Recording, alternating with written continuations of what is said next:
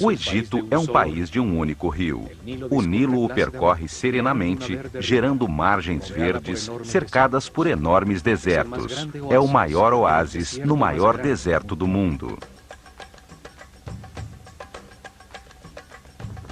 É uma terra simples, fácil de entender, com grandes paisagens que incitam à contemplação.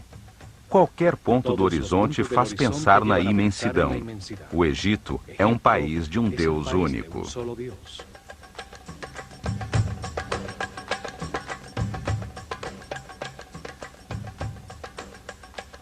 Ali, durante milhares de anos, desenvolveu-se uma civilização que viveu em paz e harmonia, sem sair de seus limites naturais para impor-se a outros povos, dedicada apenas ao aperfeiçoamento espiritual.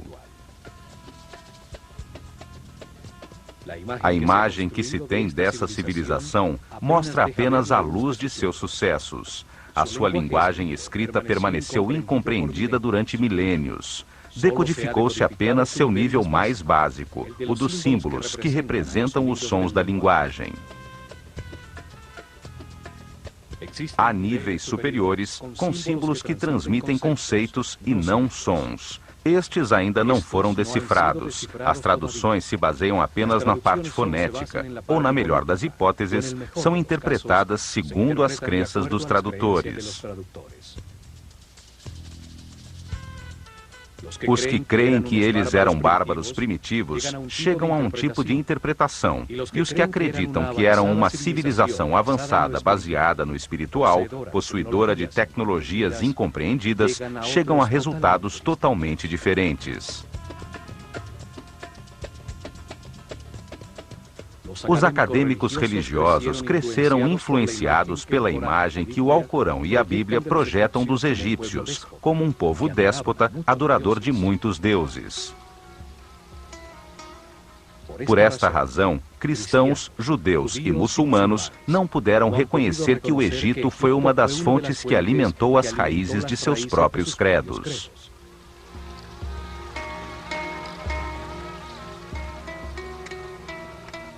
Esta imagem ficou reforçada pela incorreta tradução da palavra néter, como Deus ou deusa, quando na realidade significa força ou causa fundamental, princípio divino, função que ordena o universo.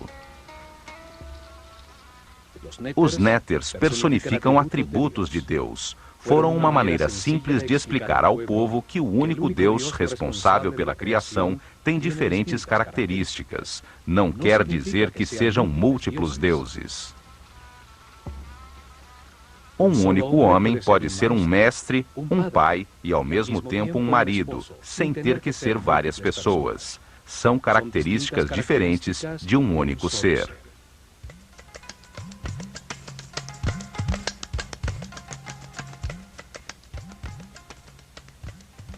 Para muitos historiadores, a civilização atual representa o auge do progresso do homem na Terra. Essa crença também contribui para projetar uma falsa imagem do Egito, pois não aceitam nada que possa colocar isso em dúvida.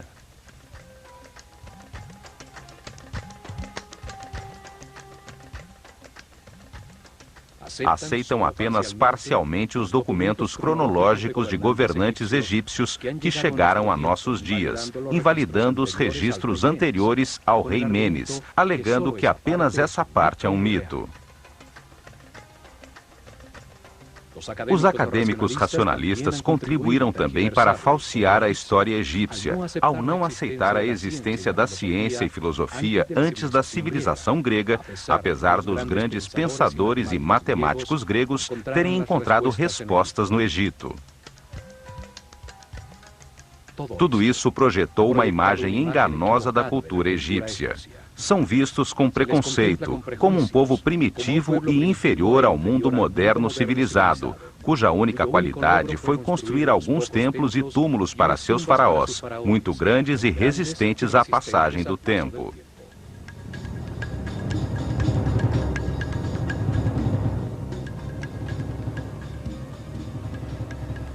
Estes programas procuram reexaminar a sua cultura, redescobrir seus templos para conhecer as verdades entalhadas em seus muros, abrir uma porta sobre seu conceito de realidade com a mente livre que permita ver além dos mitos em que os sepultamos. Os antigos egípcios entenderam o universo, suas leis, processos e propósito de um modo coerente, lógico, analítico e racional, que é uma herança importantíssima para o homem no início deste novo milênio.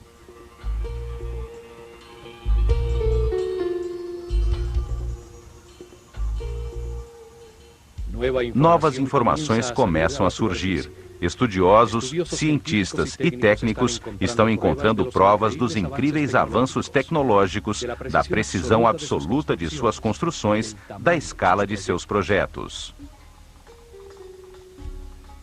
Seus feitos foram subestimados. O fato de nem sequer imaginar a sua tecnologia não quer dizer que não tenham movido, de maneira inexplicável, enormes pesos através de grandes distâncias, que tenham cortado, entalhado e acoplado duríssimas lajes de granito e diorita com precisão atômica, possível somente com tornos e serras ultrassônicas. A precisão matemática de suas construções é tal que nos 5 hectares da base da Grande Pirâmide há um desnível de apenas 8 milímetros. A tecnologia atual teria conseguido apenas um desnível de 40 centímetros.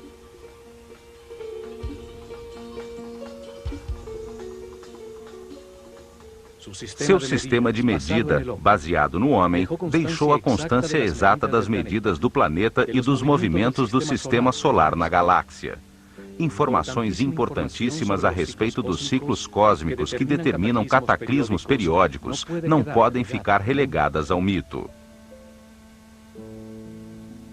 Esta herança faz parte de nosso antigo futuro.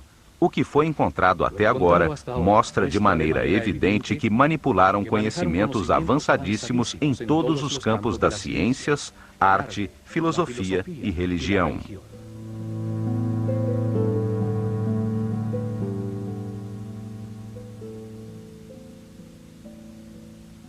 Conhecimentos que fazem parte de uma herança ainda mais antiga, de um período desaparecido da humanidade, chamado Atlante, anterior ao dilúvio, ao que sobreviveram alguns sacerdotes que construíram as bases deste ciclo em que vivemos.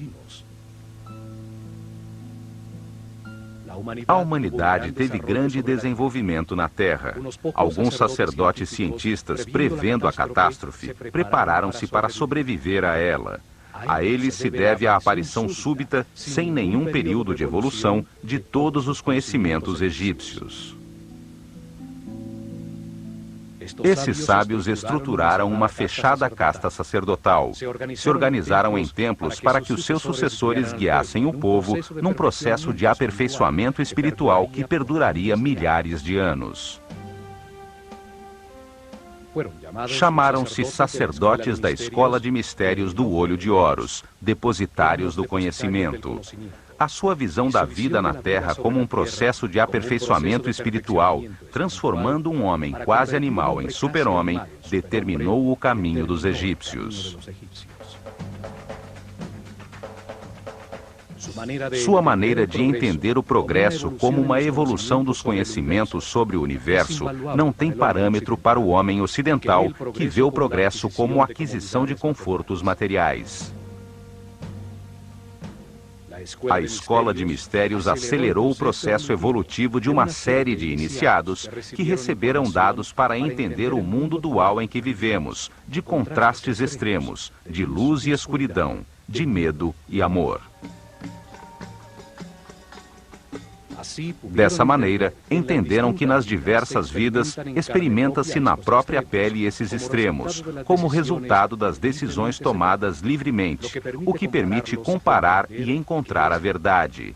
Cada vida é um passo necessário que acrescenta conhecimento. Os egípcios viram no homem um modelo na escala do universo, que ao entender-se a si mesmo, pode encontrar verdades superiores, deduzir aspectos da realidade. O que vale para o universo, vale para o homem. Os sábios sacerdotes ensinaram que tudo existe numa grande mente. Somos pensamentos de Deus, com capacidade para criar em nosso próprio pensamento. Somos aspectos de uma só realidade. Tudo é único, um é tudo. Por isso desenvolveram simultaneamente a ciência, a arte, a religião, a filosofia, de um modo multidisciplinar, conjunto, sem especializações que cegam.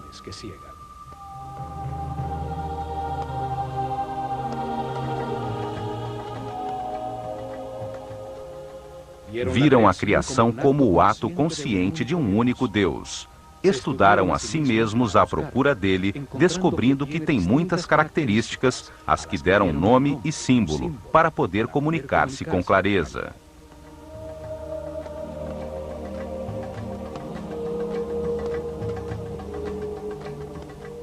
Deram o nome de Atum à característica de Deus não manifesto, quando ainda não criou o universo, que existe apenas potencialmente dentro dele.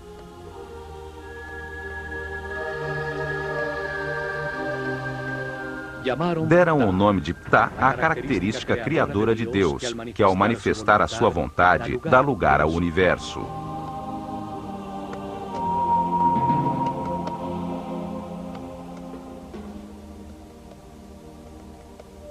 E chamaram Amon a característica de Deus que torna o homem livre de criar na sua própria mente a sua imagem e semelhança.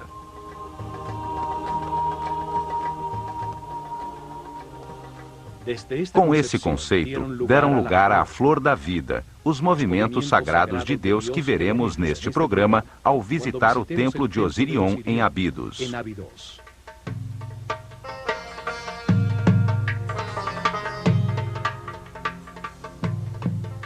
Os templos foram instrumentos científicos de alta precisão para medir e registrar os movimentos dos astros. Sua herança nos diz que os astros determinam os ciclos do universo e os processos por que passa o homem, a humanidade.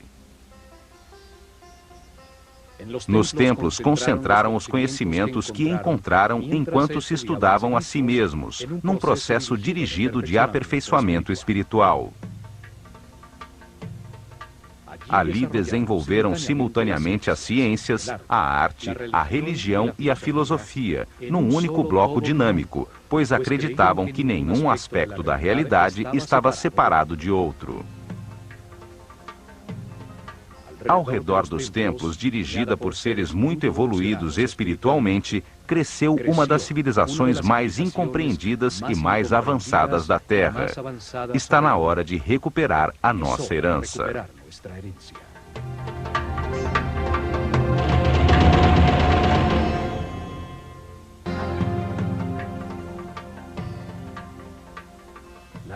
A herança de sua civilização, sua visão do universo, está resumida em uns poucos símbolos, sabiamente escolhidos entre os elementos da sua realidade.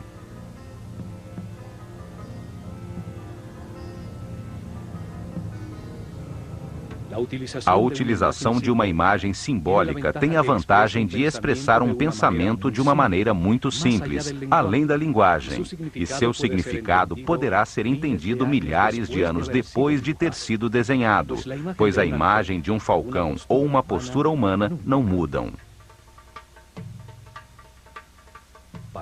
Para os egípcios, o homem encarna na Terra para decidir como agir ante as circunstâncias experimentadas. Ao comparar os resultados de suas ações, aprende e se aperfeiçoa. Então, o mais importante é a ação, o verbo. A ação que produz resultados leva ao aperfeiçoamento. A linguagem existe para comunicar ações.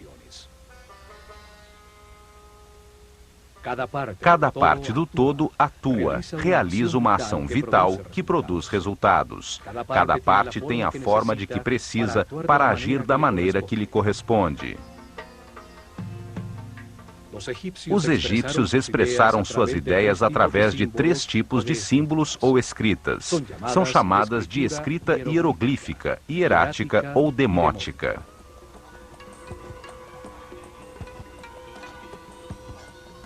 O primeiro tipo de escrita utiliza imagens muito simples chamadas hieroglifos. Hieros significa sagrado e glifos significa imprimir. Assim chamaram os gregos escrita sagrada aos entalhes simbólicos egípcios. Os hieroglifos têm diferentes níveis simbólicos de comunicação. O mais simples e básico é o nível dos símbolos fonéticos. Utilizaram 24 símbolos gráficos associados a um som e não a uma ideia. Formam o alfabeto egípcio. Era a escrita que dava forma à linguagem do povo.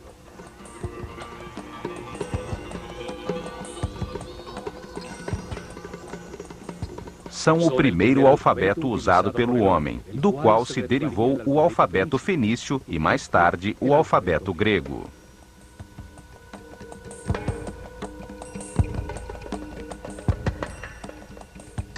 Podiam escrever indiscriminadamente em colunas ou em linhas horizontais, podendo ser lidas em qualquer sentido.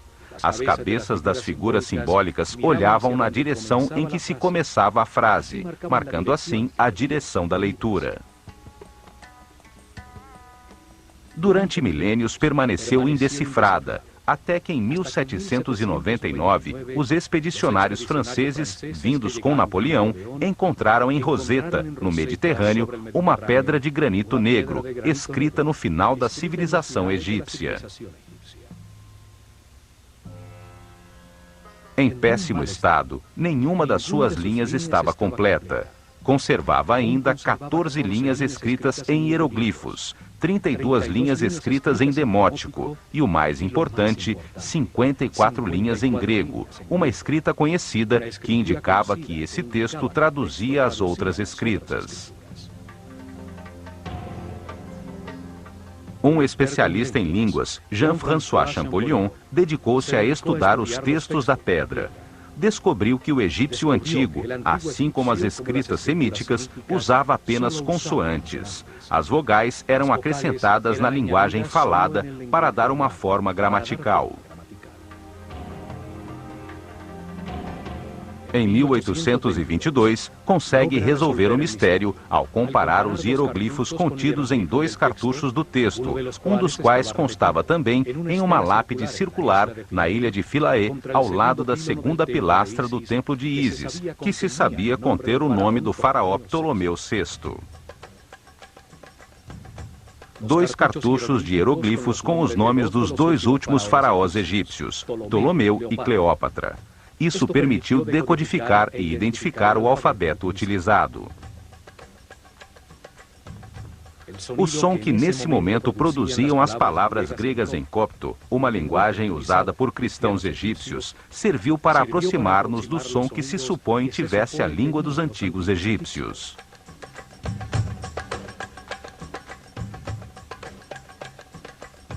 Assim se consegue decifrar o primeiro nível da linguagem com seus 24 símbolos entalhados há milhares de anos. A escrita que usava apenas símbolos fonéticos, não ideias.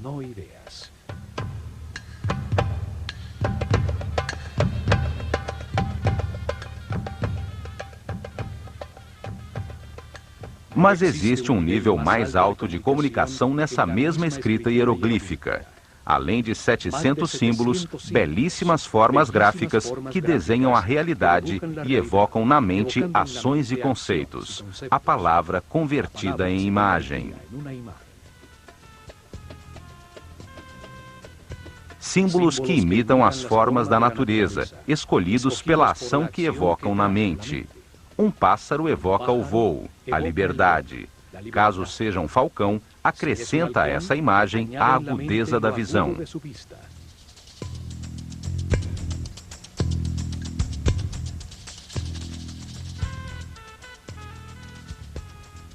A figura de um olho comunica a ação de ver. Cada símbolo é desenhado para reviver experiências que a sua forma produziu na vida.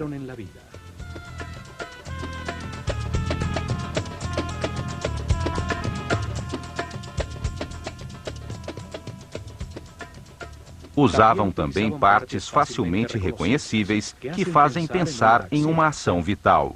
Dois braços elevados fazem pensar em orar. Duas pernas evocam a ação de andar. Um braço estendido, a ação de apontar. Duas mãos entrelaçadas, união. Uma mão que alimenta, outra que semeia, um jarro que entorna.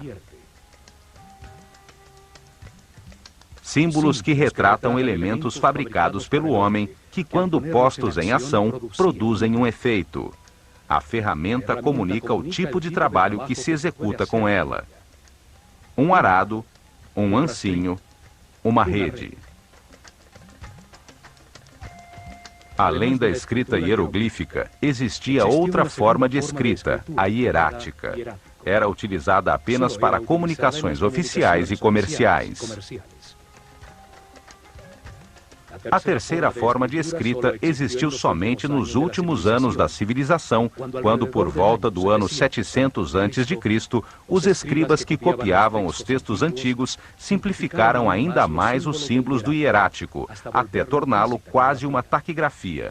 Chama-se demótico.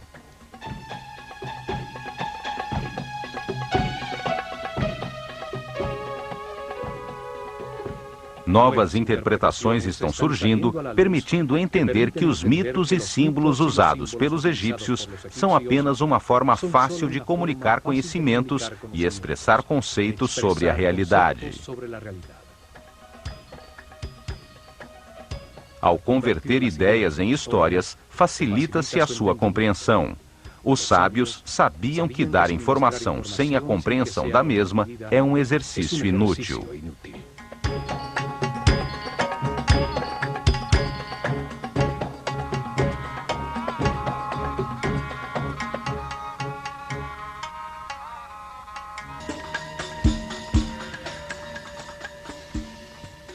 Existem 3 templos muito antigos, do início da sua civilização, realizados com a mesma técnica de construção.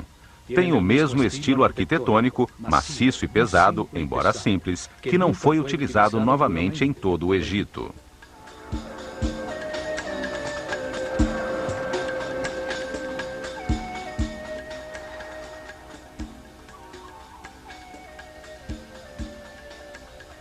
Dois deles se encontram em Gizé, o Templo da Esfinge, construído exatamente em frente a ela, e o Templo do Vale, ao sul, nessa época em frente ao Nilo.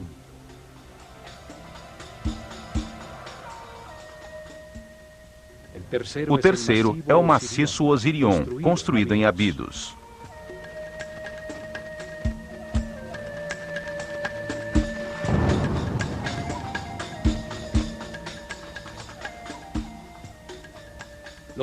Os 2 templos de Gizé foram feitos com os imensos blocos que sobraram da construção da Esfinge. Somente esses 2 templos em todo o Egito foram construídos com blocos tão grandes, numa forma tão maciça, fechada completamente ao mundo exterior por imensos muros de pedra, com apenas 2 acessos frontais simétricos. O peso médio dos blocos utilizados na sua construção é de 50 toneladas. Deviam conhecer técnicas de construção que facilitassem a utilização dos blocos, imensos como casas.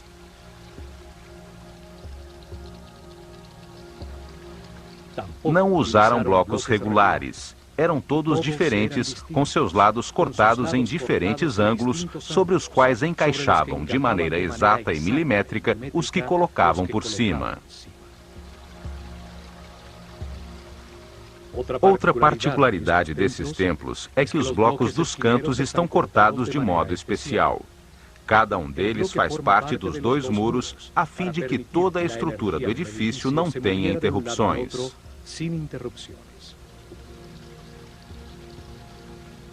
Isso obrigava a que cada um desses blocos tivesse que ser entalhado, em alguns casos mais de 30 centímetros, para formar o canto. Na natureza orgânica, não existem ângulos retos. Um canto é uma articulação que permite o fluxo das energias e o fluxo dos líquidos.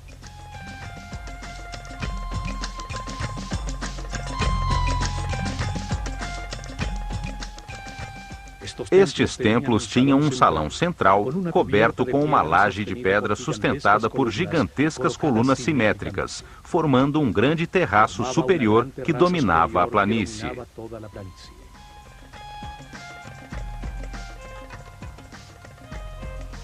Seus muros e colunas não tinham nenhum tipo de ornamento ou hieroglifo, e os pisos são de alabastro.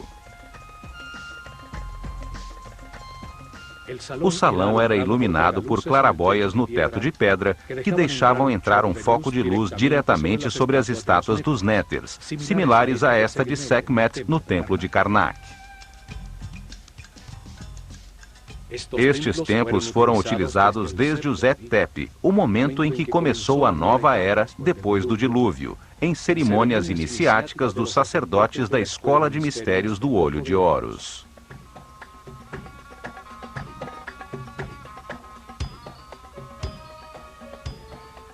Nos dias de equinócio, sobre o terraço do templo, à altura do olhar da esfinge, colocavam a barca de ouro.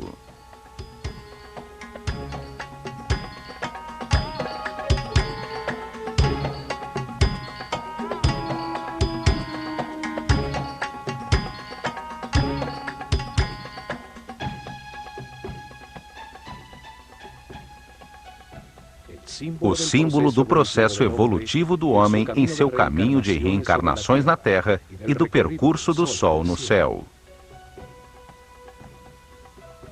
Ao seu redor eram realizadas cerimônias, enquanto a esfinge contemplava o nascer do Sol no horizonte à sua frente e, durante as noites, as estrelas da constelação de Leão.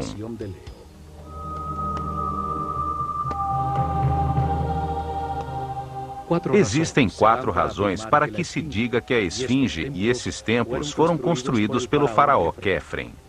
A primeira é que no templo da esfinge foi encontrada enterrada de cabeça para baixo a famosa estátua de Diorita Negra de Quefren, com um falcão no ombro.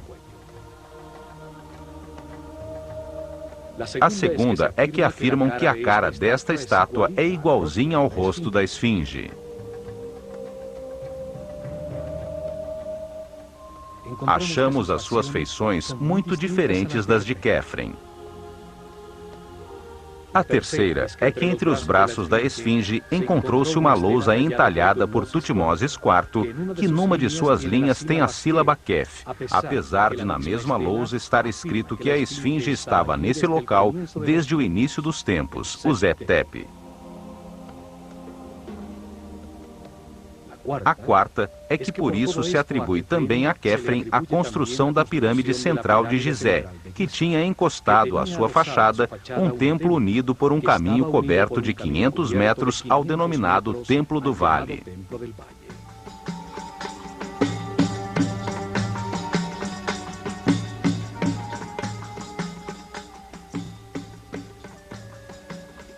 No entanto, a pedra dos muros destes templos é do mesmo tipo do bloco monolítico da esfinge, certamente feitos com o que sobrou do seu entalhe. Além do mais, tem os mesmos sintomas de erosão pela chuva que a esfinge, o que permitiu que especialistas geólogos determinassem que foi construída por volta do ano 9000 a.C.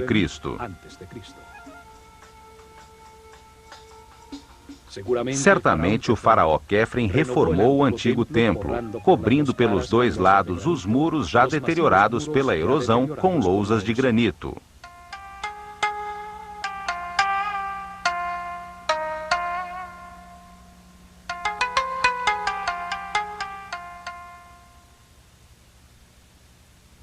Os antigos dividiram a parte verde e habitável do Egito em 2 grandes zonas com diferentes características definidas pela forma do próprio Nilo. O delta, quando o Nilo se abre para chegar ao Mediterrâneo, forma um vale fértil. É chamado de Baixo Egito. Seu símbolo hieroglífico é a abelha, e o faraó usa uma coroa vermelha para mostrar a sua autoridade nessa região. O longuíssimo e estreito corredor verde de ambos os lados do Nilo, em seu percurso desde a fronteira com a Núbia até o ponto onde começa o delta, é chamado de Alto Egito. É simbolizado em sua escrita por um arbusto, e o faraó usa uma coroa branca para representar o seu poder nessa região.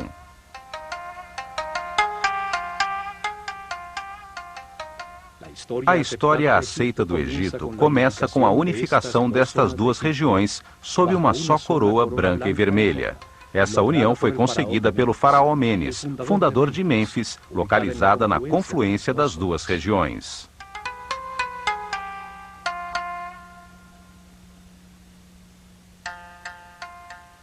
Abidos está ao sul, no Alto Egito. Ali se encontram dois templos, um ao lado do outro. O dedicado por Sete I a Osíris, atrás do qual se encontra a escavação em que apareceu o segundo templo, o Osirion, que permanece parcialmente submerso.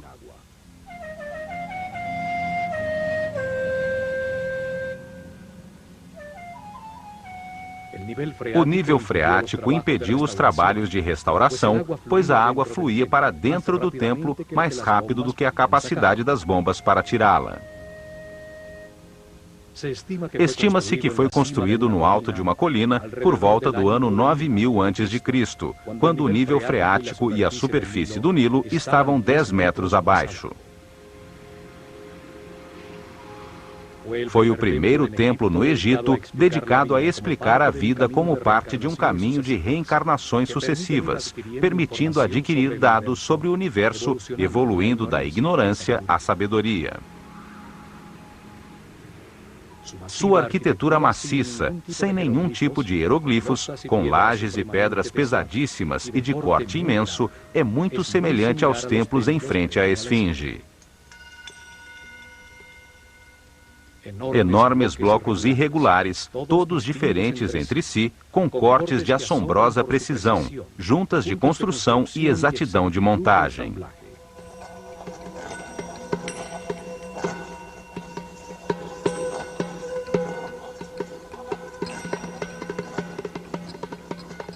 Nos cantos, os blocos seguem um muro lateral, devendo ter sido rebaixados para conseguir essa forma, o que aumenta consideravelmente o trabalho, pois são de duríssimo granito de Assuã.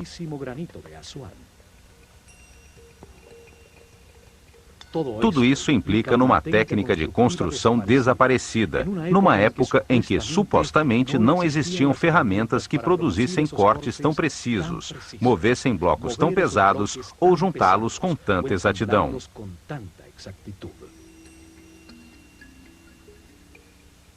Conhecimentos técnicos herdados dos sobreviventes ao dilúvio, que foram utilizados no estrito e fechado círculo de uma organização secreta de sacerdotes cientistas. As técnicas e ferramentas usadas nunca foram postas à disposição do povo em geral, certamente porque era muito perigoso entregá-las a mentes primitivas com emoções e paixões descontroladas.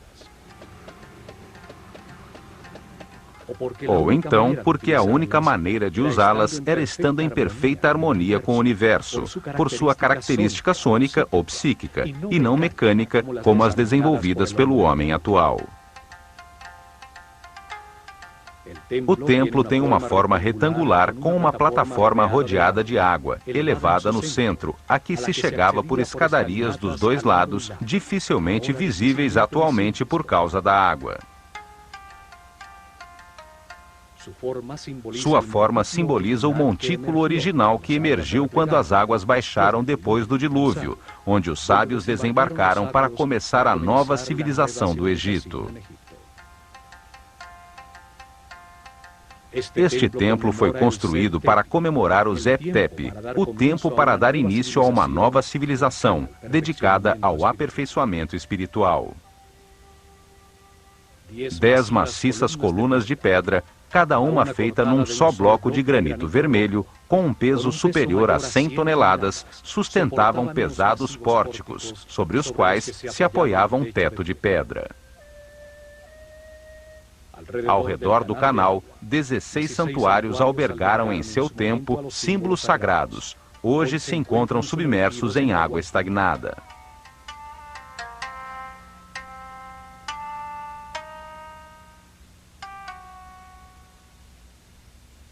No canto superior de um desses imensos pilares, encontram-se lado a lado 2 estranhos círculos com figuras geométricas em seu interior, tocando-se nas beiradas. O granito parece queimado com finas linhas circulares.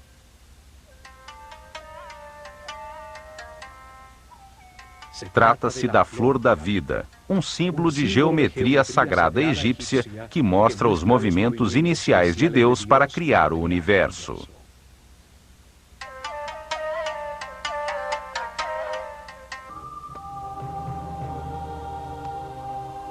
A flor da vida é um símbolo esotérico egípcio que descreve a geometria sagrada que deu lugar ao universo e que determina os processos naturais, como a mitose ou o movimento dos sóis e dos planetas.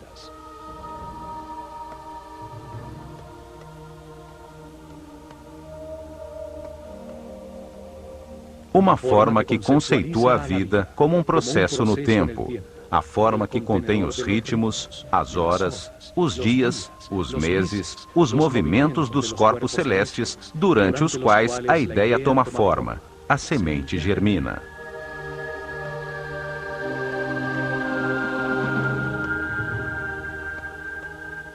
A flor da vida representa o momento em que Deus ativa a sua vontade, quando desperta a sua consciência para animar o universo, quando abandona o estado de repouso, de não ego, de não ser, de vazio e de escuridão.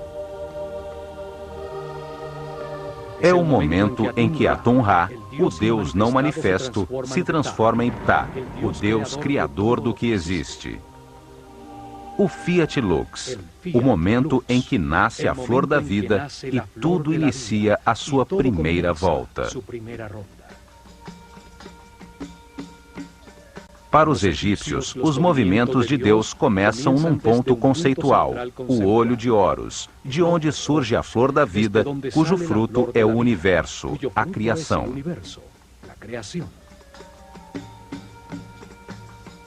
O ponto é referência para saber que existe o movimento. Nele começa a sua geometria sagrada. Dali, Deus cria o primeiro espaço virtual do universo.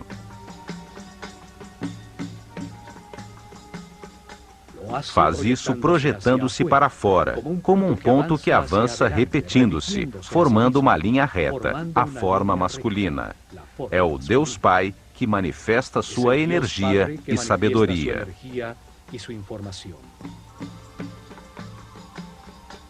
Sua vontade ativa é transformada por Deus Mãe, a substância infinita, que gera em seu interior uma resposta, o Deus Filho, que regressa com a percepção de um plano virtual reconhecido. Assim, os egípcios entendem a Trindade como um processo simultâneo, equilátero, de dados enviados, recebidos e conscientizados. Por isso, o triângulo equilátero é a base do tetraedro, o primeiro sólido puro, forma primária, masculina de tudo que foi criado. O processo se multiplica no tempo e no espaço, para frente, para trás, para cima e para baixo, à direita e à esquerda. Assim, Deus gera um espaço virtual autorreferente.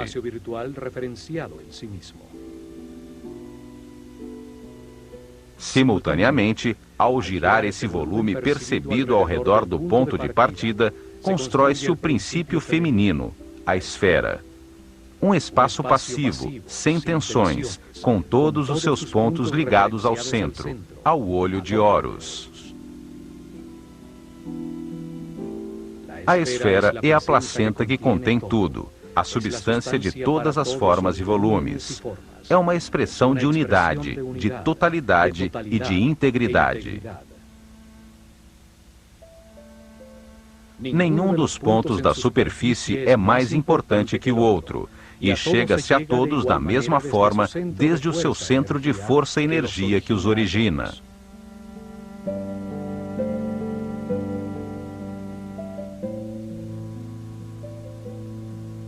Átomos, células, sementes, planetas e sóis, todos fazem eco a essa forma de unidade e potencialidade. A primeira esfera virtual contém os 5 modelos de poliedros regulares, sólidos com todos os seus lados e ângulos iguais, chamados de sólidos platônicos, em homenagem a Platão, que aprendeu a flor da vida com mestres egípcios.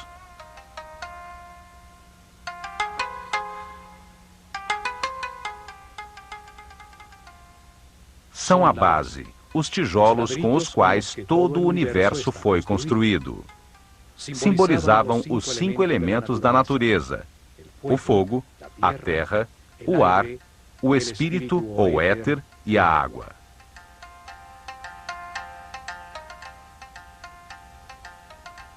Assim Deus compreendeu, criou e percebeu, desde seu centro de força e energia, o primeiro espaço finito, que simboliza a Terra, dentro do espaço infinito, o céu. A Bíblia nos conta que no início Deus criou o céu e a terra. A terra era informe e vazia. As trevas cobriam a superfície do abismo, e o Espírito de Deus se movia entre as águas.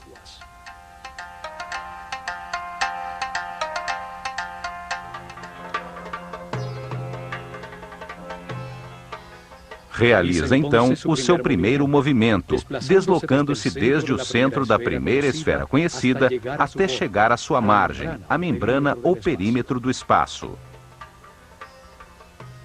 Desde esse novo ponto central, se repetem os movimentos que já conhecemos, gerando-se assim outra esfera. Na interseção das duas esferas iguais, gera-se a forma mais importante das já existentes. É a chamada Vesica Piscis e simboliza o Verbo Divino. Os egípcios acreditavam que de seu interior surgiram os números, os 7 sons fundamentais, as letras e toda a sabedoria da criação. Tem a mesma forma do olho e da boca humanos. Em seu interior cabem exatamente 2 triângulos equiláteros que, ao estarem contidos num retângulo, são a base da proporção áurea, a divina proporção. Essa proporção foi utilizada em todos os seus templos, como no Osirion, para relacionar as 3 dimensões entre si e estas com a natureza. Daí derivam todas as relações matemáticas fundamentais e os números importantes como Φ e Π. Simboliza também a visão compartilhada, o entendimento mútuo entre indivíduos iguais, terra comum.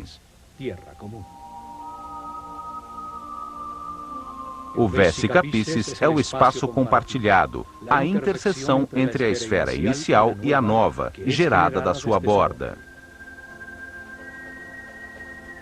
A partir dessa nova esfera conhecida, repetem-se sucessivamente os movimentos em direção à borda exterior, para gerar outra esfera.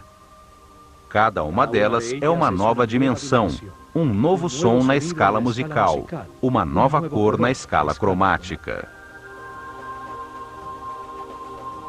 Assim vão se construindo 4 esferas, 5 esferas, 6 esferas, e nesse momento se chega à 7ª e última esfera, com a qual se encerra o primeiro ciclo e se completa a semente da vida.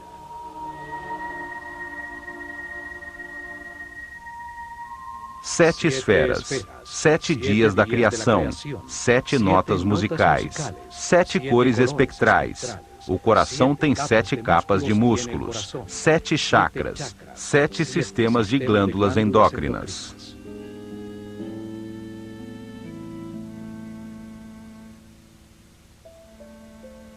Esse padrão geométrico se repete infinitamente, é a base de tudo que existe, e seguindo, a natureza faz crescer as flores, constrói 1, 2, 4, 8 células primárias, o corpo humano ou as galáxias. Ao expandir-se como uma eterna espiral, vai gerando novas esferas, e na terceira volta completam-se as 19 esferas que formam a flor da vida. Este padrão geométrico toma a forma de uma flor e é ao mesmo tempo um processo eterno. contém as harmonias musicais, as escalas de luz, os padrões de crescimento dos tecidos vivos.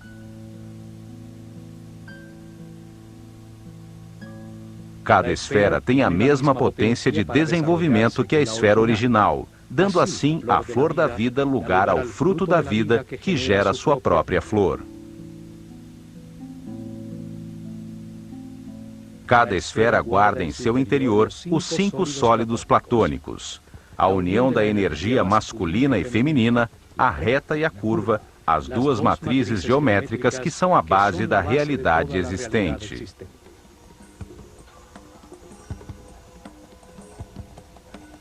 Os sólidos platônicos equiangulares e equiláteros conectam os centros de todas as esferas. Assim aparece o tetraedro, o cubo, o octaedro, o icosaedro e o dodecaedro.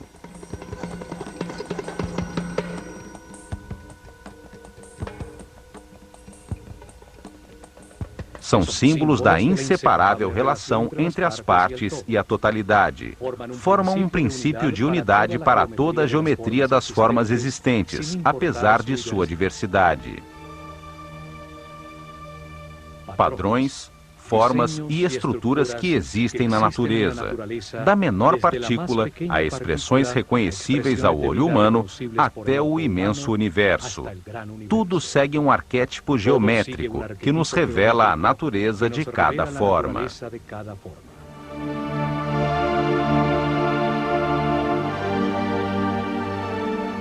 A flor da vida revela que tudo está conectado, é inseparável e único. Nos lembra a nossa relação com a totalidade e nos permite compreender as bases sagradas de toda a criação.